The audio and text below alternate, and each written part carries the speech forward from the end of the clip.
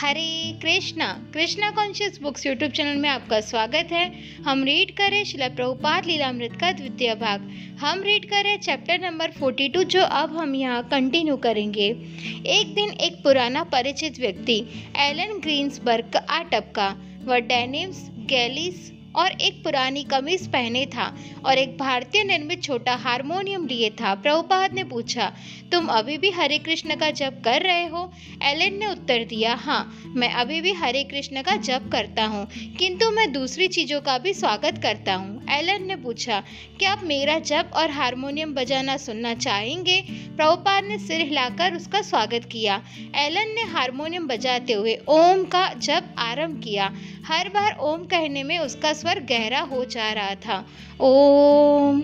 जब जप समाप्त हुआ, प्रभुपाद हंसने लगे। उन्होंने कहा, तुम जो कुछ जपना चाहो जप सकते हो, किंतु हरे कृष्ण जप करते रहो।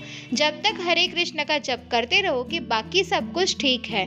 तब प्रभुपाद ने अनेक भक्तों को एक महान आनंदप्रद कीर्तन में भाग लेने की अनुमति दी। जॉर्ज हैरिसन के माध्यम से एक अन्य सुप्रसिद्ध पॉप गायक और संगीतज्ञ डोनोवन हरे कृष्ण आंदोलन के महान नेता श्रील प्रभुपाद के पास भेंट करने के लिए आया।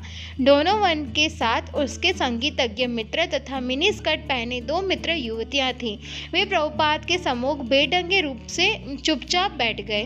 प्रभुपाद ने कहा, वेदों में एक श्लोका है जिसका अर्थ यह है कि संगीत शिक्षा का सर्वोत्तम रूप है। यह कहकर वे बताने लगे कि एक संगीतज्ञ कृष्ण की सेवा किस प्रकार कर सकता है। प्रभुपाद ने कहा, तुम्हें अपने मित्र जॉर्ज का अनुकरण करना चाहिए। हम तुम्हें विषय वस्तु बताएंगे और तुम गीत लिखना। प्रभुपाद ने कहा कि कृष्ण की सेवा में कुछ भी, यहाँ तक कि धन भी लगाया जा सकता है। डोनोवन की युवती मित्र ने बीच में टोका, किंतु धन तो भौतिक है। प्रभुपाद ने कहा, तुम कैसे जानती हो क्या भौतिक है और क्या आध्यात्मिक है? फिर वे डोनोवन की ओर मुड़े। क्या तुम जानते हो? डोनोवन ने नम्र भाव से कहा कि मेरा दिमाग मोटा है, लेकिन मैं प्रयत्न करता हूँ। फिर उसकी युवती मित्र उसके ऊपर झुककर उसके कान में कुछ फुसफुसाई। इस पर डोनोवन उठ खड़ा हुआ और बोला, अच्छा, अब हमें चलना चाहिए। प्रभुपाद ने आग्रह किया कि कम से कम कुछ प्रसाद तो ग्रहण कर ले। जो ही अतिथि गए, प्रभुपाद और उनके शिष्य हंसने लगे। प्रभुपाद ने कहा, वह सोच रही थी, और उन्होंने शिष्यों को वाक्य पूरा करने को प्रोत्साहित किया। योगेश्वर बोला, हाँ, वह सोच रही थी कि यदि कृष्ण उसे स्वीकार कर लेंगे तो वह उसे खो देगी। प्रभुपाद को अपने महत्वपूर्ण अतिथियों के समक्ष प्रवचन करना इतना पसंद था कि वे जहाँ भी जाते थे वहाँ करते रहना चाहते थे। उन्होंने अपने एक शिष्य को एक पत्र में लिखा, जहाँ भी मैं जाऊँ कृष्ण भावनामृत आंदोलन के विषय में महत्वपूर्ण व्यक्तियों को मुझसे बात करने के लिए आमंत्रित करने की यह नीति पूरी तरह जारी रखनी चाहिए। मनोर में एक मास बीत गया, किंतु जन्माष्टमी तथा प्रतिमा स्थापना के लिए अभी कई सप्ताह शेष थे।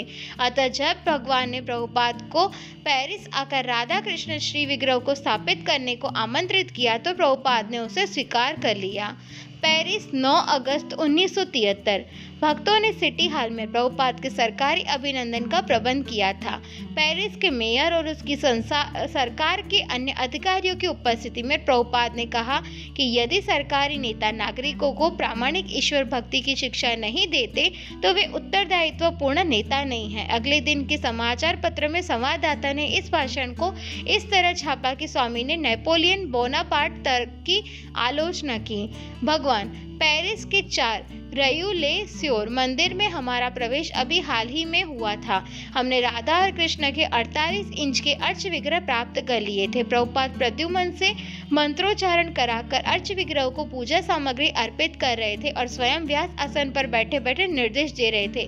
मैं सहायता कर रहा था। एक बार जब मैं पीछे मुड़ा तो मैंने देखा कि प्रभुपाद मेरे ठीक बगल में खड़े हैं और वस्तुएं अपने हाथ में लेकर उन्हें श्रीमती राधा रानी के कमल जैसे मुख पर पोत रहे हैं। जब श्री विग्रह वेदी पर स्थापित हो चुके तो श्रील प्रभुपाद ऊपर आए और उन्होंने आरती की। वस्तुएं दे देकर मैं उनकी सहायता करता रहा। स्थापना के बाद हम ऊपर श्रील प्रभुपाद प्रभुपाद के कमरे में गए और उनसे आग्रह किया कि कृपा पूर्वक श्री विग्रह का नामकरण करें। वे अपनी कुर्सी में बैठ गए और बोले कि ये श्री विग्रह राधा पेरिस ईश्वर कहलाएंगे। फिर वे कहने लगे कि भारत के लोग शिक्षा के लिए इंग्लैंड और इंद्रिय तृप्ति के लिए पेरिस इसलिए आते हैं कि उन्हें कुछ युवतियां, कुछ फ्रांसीसी लड़कियां मिल जाए, क्योंकि पेरिस की स्त्रियों के मुखमंडल सबसे सुंदर माने जाते हैं। प्रभुपाद ने कहा, राधा रानी इतनी सुंदर है जैसे कोई पेरिस की लड़की हो, और कृष्ण इन सबसे सुंदर लड़की की खोज में आए हैं, अतः वे पेरिस ईश्वर है। अगस्त 15 प्रभुपाद लंदन वापस आए, जहां उन्हें भारत से ताजा डाक मिली। हैदराबाद में इस्कॉन की जमीन के करारनामे के संबंध में कानूनी उलझन पैदा हो रही थी। प्रभुपाद ने अपने शिष्य महास को लिखकर आगाह किया कि वह बंबई के मामले की तरह हैदराबाद में एक नए मामले में न फंसे। जब प्रभुपाद को यह समाचार भी मिला कि वृंदावन निर्माण कार्य प्रगति पर है, तो उन्होंने लिखा, मुझे यह जानकर प्रसन्नता हुई कि तुम लोग वृंदावन मंदिर की योजना को पूरा करने में किस प्रकार लगे हो और अपने मस्तिष्क पर भार डाल रहे हो कि यह योजना कैसे पूरी हो। मैं कृष्ण से भी सदैव प्रार्थना कर रहा हूँ कि वे इसी अच्छी तरह पूरा करने के लिए तुम लोगों को सुबुद्धि दे। हवाई के एक शिष्य को लिखे गए पत्र में प्रभुपाद ने खेद प्रकट किया कि वे उसे पहले नहीं लिख सके। मैं बंबई में जुहू की जमीन के बारे में, जो श्रीमान एन की थी, बहुत व्यस्त था। अब वह मरकर अपनी गति को प्राप्त हो गया है, लेकिन उसने हमारे लिए कितनी कठिनाई पैदा कर दी है। अब भी कुछ कमी है, लेकिन मुझे आशा है कि उसे शीघ्र दूर कर लिया जाएगा। बंबई में तमाल कृष्ण गोस्वामी को लिखते हुए प्रभुपाद ने वहाँ की कठिनाइयों के विषय में पहले जैसी ही चिंता व्यक्त की।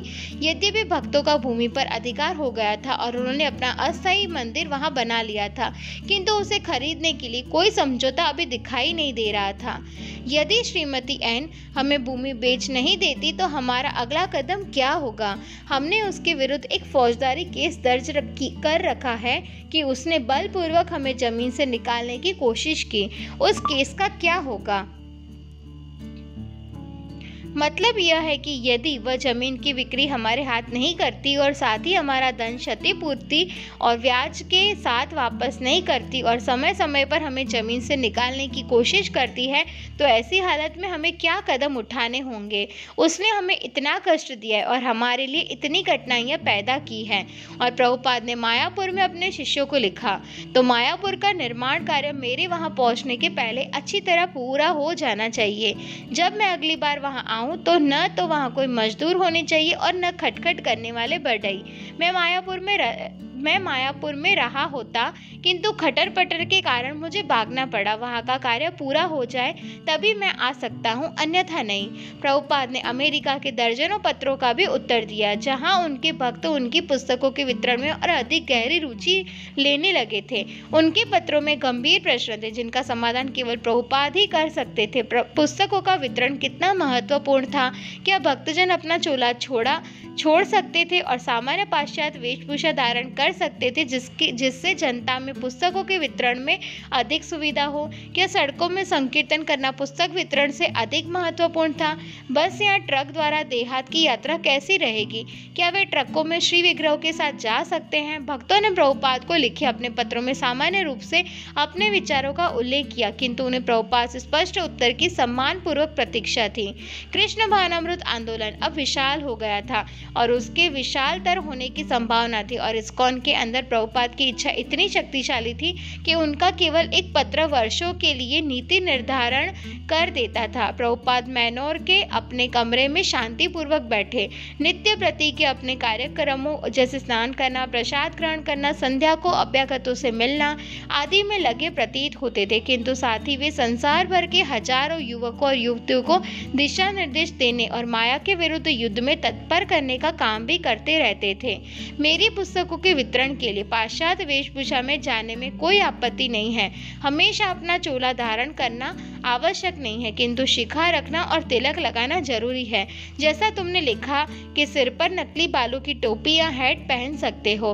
कृष्ण भावनामृत के प्रसार के लिए जो भी अनुकूल स्थिति हो वह हम स्वीकार कर सकते हैं। अपने सिद्धांत हमें नहीं भूलने हैं। पुस्तकों का वितरण करने के लिए हम अपना अनुकूलन कर सकते हैं। किसी भी तरह पुस्तकों का वितरण करो, और यदि तुम लोगों से थोड़ी देर कीर्तन करा सको तो अपना तो तुम्हारा पहनावा क्या है, इससे कोई फर्क नहीं पड़ता। भक्तों की ओर से इस स्पष्टीकरण के लिए प्रार्थना बराबर आती रही कि प्रभुपाद की पुस्तकों के बृहद वितरण के उद्देश्य की पूर्ति में वे बाह्य साधन को कहाँ तक न्यायोचित बताते हैं। प्रभुपाद में कोई भौतिक प्रेरणा नहीं थी, इसलिए उन्हें स्पष्ट दिखाई देता था कि कृष्ण भक्ति के प्रचार के लिए क्या करना जरूरी है।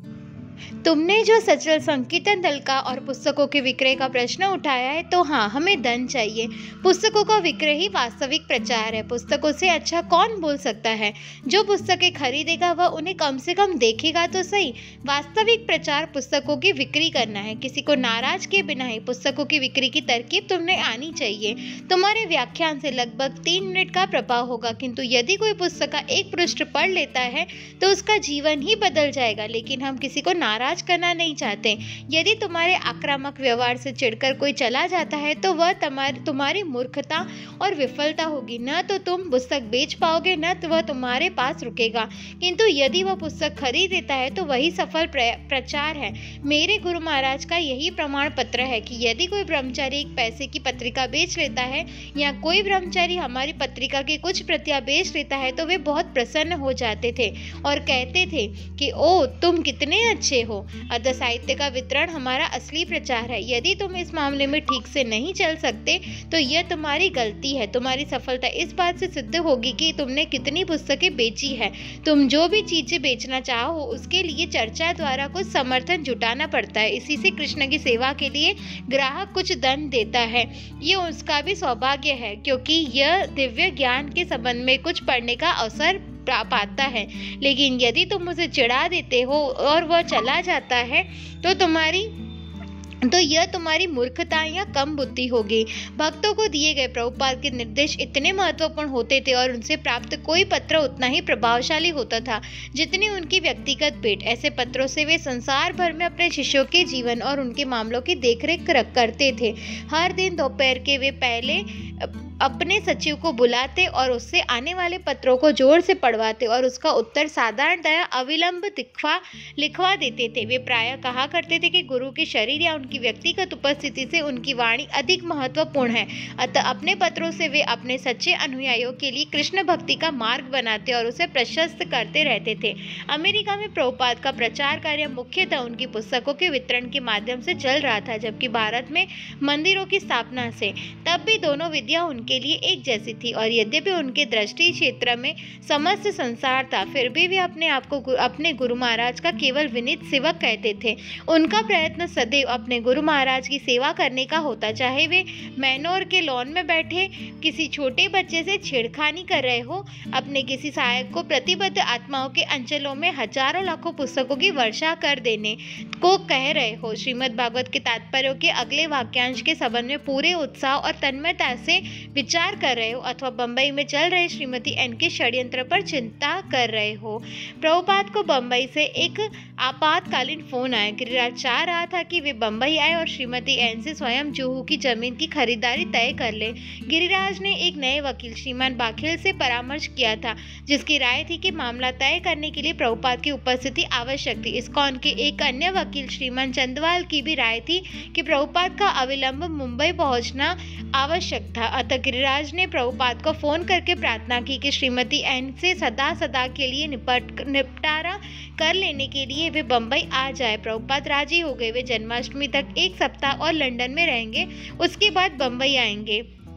अगस्त से 21 इंग्लैंड में भारत के राजदूत श्रीमान रस कोत्रा जन्माष्टमी समारोह में सम्मिलित हुए और उन्होंने प्रभुपाद के महान कार्य की सराहना करते हुए उनका परिचय कराया। प्रभुपाद ने कृष्ण के आगमन को संकटग्रस्त भौतिक संसार की शांति के लिए एकमात्र समाधान बताते हुए भाषण दिया। उन्होंने कहा, विशेष रूप से भारत में ईश्वर को समझने के लिए एक इतनी बड़ी पूंजी है। वहाँ हर वस्तु है पहले से तैयार, किंतु हम उसे स्वीकार नहीं करते। तो ऐसे रोग की औषधि क्या है? हम शांति शांति खोज रहे हैं किंतु उस चीज को स्वीकार नहीं करते जो शांति देगी। यही हमारा रोग है। अतः वह कृष्ण भावनामृत आंदोलन हर एक के हृदय में सुप्त कृष्ण चेतना को जगाने का प्रयत्न कर रहा है। अन्यथा ये यूरोपीय और अमेरिकन तथा अन्य देशों के लिए जिन्हें चाहे आज से 4-5 वर्ष पूर्व कृष्ण के नाम का भी पता नहीं था, इतनी गंभीरता से कृष्ण भावनामृत को क्यों स्वीकार करते। अब कृष्ण चेतना हर एक के हृदय में जाग गई है। प्रभुपाद ने ब्रह्म संहिता से श्लोक सुनाए जिसमें कृष्ण लोक में कृष्ण के अलौकिक शाश्वत निवास का वर्णन है। उन्होंने समझाकर बताया, किंतु कृष्ण सभी स्थानों में भी है। यदि आप भक्त हैं तो आप उन्हें पा सकते हैं। यदि आप उन्हें पाना चाहे तो आपकी इच्छा से 10 गुना अधिक बार वे आपकी ओर दौड़ते आते हैं। हमें केवल उनका स्वागत करना है। मंदिर में श्री विग्रह की उपासना का तात्पर्य कृष्ण की उपासना है जो परम ईश्वर है। उन्होंने अनुग्रह पूर्वक रूप ग्रहण किया है ताकि आप उस रूप की उपासना कर सके। इसलिए यह न समझिए कि हमने एक संगमरमर की मूर्ति स्थापित कर दी है। दुर्जन कहेंगे ये मूर्ति पूजक है।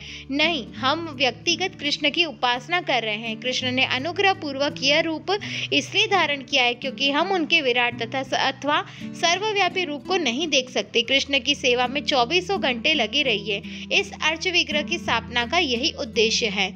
बम्बई, सितंबर 15, 1973। यहाँ पहुँचने के दूसरे दिन प्रभुपाद श्रीमती एन के सॉलिसिटरों से मिले। उनकी शर्तें सुनी। स्थिति आशाजनक दिखाई देने लगी थी किंतु परिणाम का पता नहीं था। मंदिर तोड़ने वालों के अपने प्रयास के विरुद्ध जनता की प्रतिक्रिया से श्रीमती एन बदल चुकी थी। उसने अपने वकील से कहा कि यदि प्रभुपाद एक बार में 12 लाख रुपए का शेष भुगतान कर दे तो वह स्वीकार कर लेगी। प्रभुपाद राजी हो गए किंतु वे तब तक रुपयों का प्रबंध नहीं करना चाहते जब तक उन्हें निश्चय न हो कि श्रीमती एन सचमुच लेने को तैयार थी। बम्बई के वकील और इस्कॉन के आजीवन सदस्य श्री असनानी श्रीमती एन से बराबर मिलते रहते थे और उसे समझाते रहते थे कि वह प्रभुपाद से सहयोग करे। उसके वकील सहमत थे। फिर भी प्रभुपाद के बम्बई में रहते कई सप्ताह बीत जाने पर भी श्रीमती एन की उनसे भेंट नहीं हुई। एक बार प्रभुपाद से मिलने के लिए श्री असनानी श्रीमती एन को लेने गए किंतु उसकी तबीयत अच्छी नहीं थी। नित्य प्रति श्री असनानी प्रभुपाद से कहते श्रीमती एन कल आएगी। इस तरह की टाल मटोल से प्रभुपाद निराश हो गए और यह देखकर उनके सचिवों ने श्रीमान असनानी से कहा कि यद्यपि वे जानते थे कि श्रीमान असनानी अच्छा ही चाहते हैं किंतु अब उनकी रुचि इस ओर हो रही है कि मामले को अपने दूसरे वकीलों के हाथ में दे दें। श्रीमान असनानी मामले को निपटाने और हस्तांतरण की प्रक्रिया पूरी करने के लिए 48 घंटे का समय मांगा। श्रीमती एन अपने दूसरे घर में थी जहां जब श्रीमान असनानी उससे मिले वह अपनी बीमारी से अभी अभी ठीक हुई थी। उन्होंने कहा, माताजी, मेरे गुरु महाराज कल जा रहे हैं। यदि आप आज रात को नहीं चलती तो जमीन का मामला 1 साल के लिए लटक जाएगा। श्रीमती एन तैयार हो गई और लगभग 9 बजे रात्रि में वह श्री असनानी के साथ श्री भोगीलाल पटेल के घर पहुंची जहां प्रभुपाद कीर्तन तथा भगवत चर्चा का कार्यक्रम चला रहे थे। प्रभुपाद छत पर भाषण के लिए तैयारी कर रहे थे किंतु यह सुनकर कि श्रीमती एन आई है वे भाषण रोककर उससे बात करने के लिए नीचे अपने कमरे में चले आए। दोनों में संक्षिप्त वार्ता हुई। फिर उससे क्षमा मांगते हुए प्रभुपाद भाषण देने छत पर चले गए। करीब आधी रात के समय वे अपने कमरे में फिर आए। श्रीमती एन उनकी अभी भी प्रतीक्षा कर रही थी। वह फूट फूट कर रो पड़ी और प्रभुपाद के चरणों पर गिरकर सिसकते हुए बोली, मैंने जो कुछ किया है उसके लिए मुझे खेद है। कृपा करके मुझे क्षमा करें। उसने वचन दिया कि जो कुछ प्रभुपाद चाहेंगे वह करेगी। प्रभुपाद ने उसे दया की दृष्टि से देखा और उसके मन की बात समझ ली। उन्होंने कहा, तुम मेरी पुत्री तुल्य हो, चिंता मत करो, मैं तुम्हारी देखभाल करूंगा। तुम्हारे शेष जीवन की सभी आवश्यकताओं की पूर्ति मैं करूंगा। और प्रभुपाद ने कहा कि वे अब भी उन सारी शर्तों को स्वीकार करते हैं जो उसने पहले रखी थी कि वे शेष 12 लाख और विलंब की क्षतिपूर्ति के लिए 50,000 रुपए का भुगतान करें। प्रभुपाद और श्रीमती एन ने अंतिम रूप में दस्तावेज पर हस्ताक्षर के लिए 1 नंबर की तिथि अस्थायी तौर पर निश्चित की। श्रीमती एन से भेंट होने के तुरंत बाद प्रभुपाद भोगीलाल पटेल के घर से श्री सेठी के घर में चले गए जहां वे शेष समस्याओं को सुलझाने में दत्तचित्त हो गए, जैसे सी कंपनी को तैयार करना कि वह अपना दावा वापस ले ले। उसके बाद प्रभुपाद श्री सी एम खटाऊ के घर में चले गए, जो हरे कृष्ण लैंड से, जहां वे पहले बांस के ढांचे में चटाइयों की दीवारों से निर्मित एक सामान्य ग्रीष्म कुटीर में रहा करते थे, केवल 2 ब्लॉक की दूरी पर था। आमतौर पर पट्टों पर हस्ताक्षर पुरानी बंबई में रजिस्ट्रार के कार्यालय में उसकी उपस्थिति में होते थे, किंतु श्रीमान असनानी ने रजिस्ट्रार को प्रभुपाद के स्थान पर आने की व्यवस्था कर दी थी। शाम को 6:30 बजे प्रभुपाद को खिड़कियों के बीच की दीवार के सहारे अपने सामने एक नीची चौकी रखे हुए बैठे थे। कमरे में श्रीमती एन, उसके वकील, रजिस्ट्रार, श्रीमती असनानी, श्री तथा श्रीमती पटेल और लगभग 8 भक्त उपस्थित थे, जिससे कमरा गर्म हो गया था और दम घुटने लगा था। जब रजिस्ट्रार हस्ताक्षर के लिए कागज तैयार करने लगा, तब श्रीमती एन प्रभुपाद की दाईं ओर बैठी थी। श्रील प्रभुपाद विचार मग्न बैठे थे। कमरे में कागजों की सरसराहट और कलम की खिच-खिच के अतिरिक्त पूर्ण शांति थी। पट्टे के कागजों की तैयारी और उन पर हस्ताक्षर होने में 20 मिनट से अधिक समय लग गया। प्रभुपाद ने श्रीमती एन को भुगतान किया और उसने पट्टे पर हस्ताक्षर कर दिए। कानूनन अब भूमि इस्कॉन की हो गई। गिरिराज, हस्ताक्षर के समय कमरा शांत था और हर एक को ऐसा लग रहा था मानो कोई बहुत महत्वपूर्ण घटना घटने जा रही है, मानो विश्व की 2 महान हस्तियां एक संदिग्ध पर हस्ताक्षर कर रही हो। जब श्रीमती एन ने हस्ताक्षर कर दिए तो लोगों ने शांति से कागजों के हस्तांतरित होते देखा। वह रोने लगी। तमाल कृष्ण गोस्वामी ने धीरे से उससे पूछा कि वह क्यों रो रही है, तो श्रीमती एन ने बताया कि उसी दिन श्री मत्तर ने आकर उससे कहा था कि उसे एक अन्य खरीदार मिल गया है, जो उसे प्रभुपाद से अधिक धन देने को तैयार था। वास्तव में जब हम सब श्रीमती एन को देख रहे थे तो हम सोच रहे थे कि उस समय उसे वे सारी घटनाएं याद आ रही होगी जो पहले हो चुकी थी, जैसे उसने हमारे साथ जो गलतियां की थी, उसके पति की मृत्यु, महीनों के मिले जुले संघर्षों की तरह। समय बड़ा गहन था। जहाँ तक प्रभुपाद भक्तों और प्रभुपाद के शुभेच्छुओं का प्रश्न है, उनके वर्षों के स्वप्न, उनकी इच्छाएं और उनके प्रयत्न फलीभूत हो रहे थे। श्री प्रभुपाद ने भक्तों से कहा कि वे समाचार पत्रों को सूचित कर दे। फिर उन्होंने सभी को भोजन के लिए अपने कमरे के बाहर हाल में बुलाया। 2 पंक्तियों में चटाइयां बिछा दी। भक्त पत्तले ले आए और उन्हें एक एक करके हर एक के सामने रख दिया। 2 पंक्तियों में बैठे अतिथियों को भक्तों के विविध व्यंजन परोसना प्रारंभ कर दिया। प्रभुपाद खड़े थे। वे परोसने का निरीक्षण कर रहे थे। तब वे बोले, आरंभ किया जाए। भक्तों ने कई तरह के व्यंजन बनाए थे। चावल, दाल, कई तरह के पकोड़े, आलू, गोभी तथा बैंगन के, आलू की सब्जी, पापड़, बर्फी, गोभी की रसदार सब्जी, लड्डू, चमचम, सेवई की खीर, हलवा तथा नींबू पानी। यह अत्यंत उल्लास तथा प्रसन्नता का अवसर था। श्रीमती वारियर, हरे कृष्ण भूमि की एक किराएदार। हस्ताक्षर के बाद सभी भक्त जय कह रहे थे और सभी प्रसन्न थे। तब प्रभुपाद ने बम्बई परियोजना पर एक भाषण दिया। उन्होंने लोगों को बताया कि मंदिर पूरी तरह संगमरमर का होगा। कोई भी चीज ऐसी नहीं होगी जो संगमरमर की न हो। कुछ लोग पूछ रहे थे कि सब कुछ संगमरमर का कैसे संभव होगा, और प्रभुपाद ने लोगों को समझाया कि ऐसा संभव है और यह किया जाएगा। वे परियोजना का काल्पनिक चित्र खींच रहे थे और उनका वर्णन सुन सुनकर सभी लोग पुलकित हो रहे थे। यह संसार के 7 आश्चर्यों में एक की तरह होगा। सारे संसार के लोग इससे आकृष्ट होंगे और उसे देखने आएंगे। यह बम्बई का एक लैंडमार्क होगा। प्रभुपाद ने पूरी योजना का इस तरह वर्णन किया जैसे वे उसे अपने मन के नेत्रों से देख रहे हो। उन्होंने कहा कि जब यह बनकर पूरा हो जाएगा तो यह हमारी कल्पना से बढ़कर होगा। यह आश्चर्यजनक होगा। भोज के काफी समय बाद जब सब लोग चले गए तो प्रभुपाद अपने कमरे में गए। अपनी चौकी का सहारा लेते हुए वे बोल उठे, यह अच्छा संघर्ष था।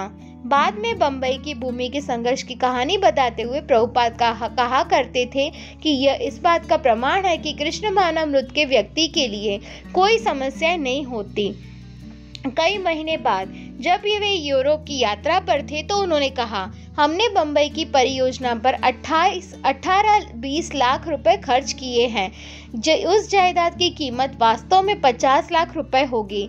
लोगों को आश्चर्य है और कुछ को ईर्ष्या है, लेकिन अगर तुम वहां आओ तो तुम देखोगे कि वह बहुत ही अच्छा स्थान है। यह 20,000 वर्ग गज का मानो स्वर्ग उद्यान है। इस पर 6 इमारतें हैं।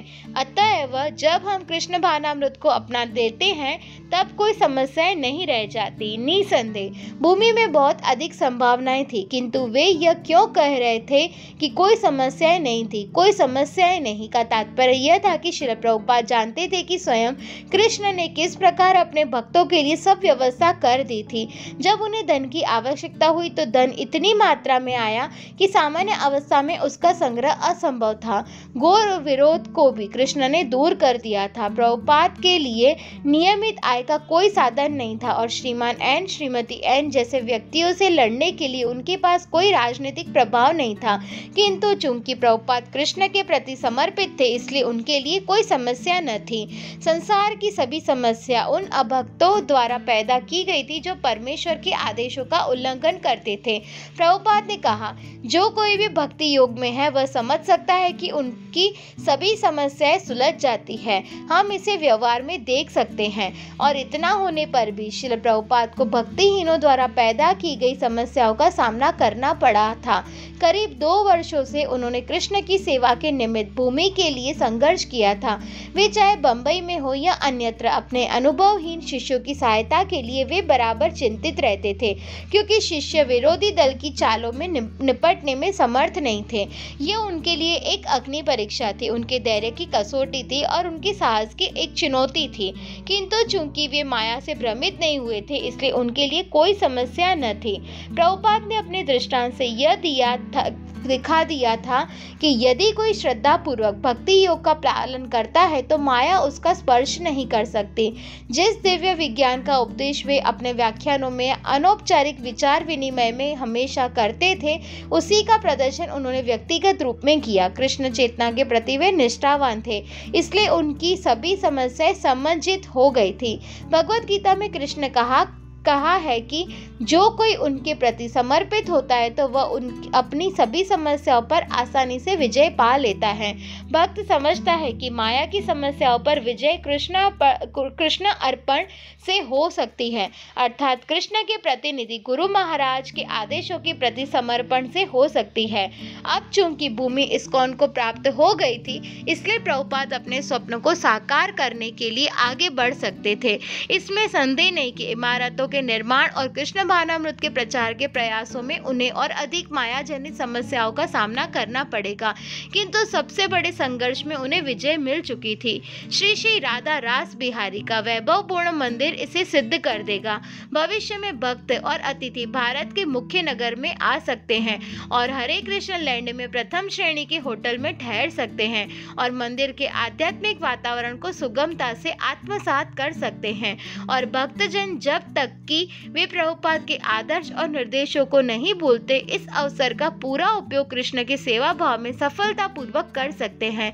प्रभुपाद ने सहिष्णुता और कृष्ण पर निर्भरता का जो मूल्य चुकाया था वह कभी व्यर्थ नहीं जाएगा।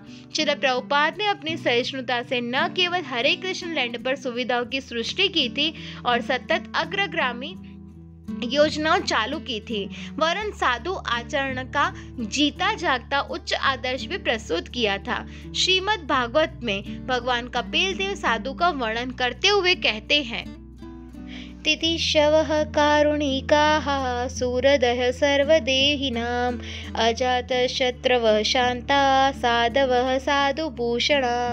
अर्थात साधु का लक्षण है कि वह सहिष्णु है, दयालु है, सभी प्राणियों के प्रति सुहृदय है, उसका कोई शत्रु नहीं है, वह शांत रहता है, शास्त्रों का अनुगमन करता है और उसका चरित्र उदात्त होता है। क्योंकि वह सहिष्णु होता है, इसलिए भौतिक प्रकृति का पैदा की गई कठिनाइयों से वह शुद्ध नहीं होता। जुहू की जायदाद प्राप्त करने के प्रयत्नों में प्रभुपाद को शत्रुओं और कठिनाइयों का सामना करना पड़ा था, लेकिन वे सहिष्णु बने रहे। वे कभी कभी कहते थे, आपको सहन करना पड़ेगा। और साधु न केवल तितिक्षु वरन कारुणिक भी होता है। जब इस्कॉन के अस्थायी मंदिर पर पुलिस का आक्रमण हुआ था तो प्रभुपाद इसे एक संकेत समझकर उस स्थान को छोड़ने और विदेशियों में कृष्ण चेतना फैलाने में सहायता करने के प्रयत्नों को त्यागने का विचार कर सकते थे। वे कह सकते थे, इस परेशानी से क्या लाभ, ऐसी कोशिशों से क्या मिलेगा। भारत के बाहर वे करीब 100 मंदिरों का निर्माण करा चुके थे। यदि बम्बई के लोग कृष्ण चेतना नहीं पसंद करते तो क्यों न उन्हें उनके भाग्य पर छोड़ दिया जाए और अन्यत्र जाया जाए। किंतु नहीं, एक निष्ठावान साधु होने के कारण प्रभुपाद दयालु थे। क्योंकि वे कृष्ण भावनामृत का करुणामय संदेश देने के लिए आए थे, इसलिए हर एक को वह संदेश उन्हें धैर्यपूर्वक देना था। लोग दिग्ध भ्रमित थे और केवल इंद्रिय तृप्ति के लिए पशुओं की तरह जी रहे थे और कर्मानुसार उन्हें अगले जन्म में दुख भोगना पड़ेगा। इस कष्टमय परिस्थिति से द्रवित होकर वे पतित जीवात्माओं की सहायता करना चाहते थे, चाहे वे इस कार्य की सराहना करें या ना करें। भगवद गीता में भी साधु को सुहृदय सर्वदेही नाम कहा गया है। साधु के हृदय में एक ही इच्छा रहती है कि अन्य सबका भला हो। वह राष्ट्रीयता से बंधा नहीं होता, इसलिए वह अपने आप को भारतीय, अमेरिकन या यहाँ तक कि मानव भी न समझकर शाश्वत जीवात्मा समझता है, जिसका उद्देश्य सभी प्राणियों का हित करना है। श्रीमद् भागवत में साधु को अजात शत्रु कहा गया है, क्योंकि वह किसी को अपना शत्रु नहीं बनाता। ईर्ष्यालु व्यक्ति अपने आप को साधु का शत्रु कह सकते हैं, किंतु साधु प्रत्येक के साथ सर्वोत्तम मित्र जैसा व्यवहार करता है और उसका प्रयत्न हर जीव को कृष्ण तक पहुंचाने का होता है। श्रील प्रभुपाद कृष्ण भावनामृत के प्रसार का प्रयत्न कर रहे थे, इसलिए ईर्ष्यालु लोग लगातार उनका विरोध कर रहे थे। किंतु जैसा कि उन्होंने बंबई में बड़े उदात्त ढंग से प्रदर्शित किया, हम क्या कर सकते हैं? हम केवल सहन कर सकते हैं। इस प्रकार मंदिर की किसी इमारत की नींव पड़ने के पूर्व ही प्रभुपाद ने साधु के सभी गुणों को प्रदर्शित कर दिया था। शांत और कृष्ण पर निर्भर रहकर वे विजयी हो गए और जो कोई भी ऐसे महान व्यक्तिगत की सेवा करता है, श्रीमद् भागवत कहता है कि उसके लिए मुक्ति का द्वार खुला रहता है। हरे कृष्णा। तो आज के पार्ट में प्रकरण नंबर 42 समाप्त होता है। नेक्स्ट पार्ट में हम प्रकरण नंबर 43 स्टार्ट करेंगे। वांछा कल्पतरुभ्यश्च कृपा सिंधुभ्य एव च पतितानां पावनेभ्यो वैष्णवेभ्यो नमो नमः। श्रील प्रभुपाद की जय।